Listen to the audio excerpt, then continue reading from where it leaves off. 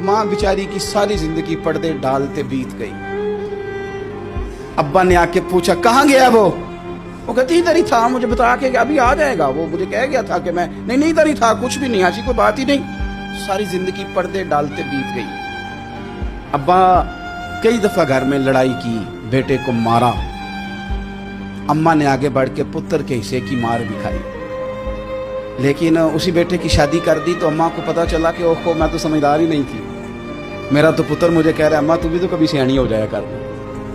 अगर वो बोलती है तो तू ही चुप कर जा, तो फिर उसे एहसास होता है कि ओहो मैं तो सारी जिंदगी बेवकूफ़ रही, मैं तेरा दिफा करती रही, तेरे हिस्से के थप्पड़ खाती रही, और मुझे आज तूने बताया कि तू सियानी नहीं थी, आज तूने बताया कि तू अक्लमंद ही नहीं थी। अम्मा तुझे क्या पता, मेरी बीवी के सामने तू ही सियानी हो जा।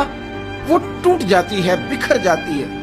वो कभी पलट के देखती है तो उसे बड़े सारे जख्म ताज़े होके दिखाई देते हैं, वो यार मैं ही सियानी नहीं थी।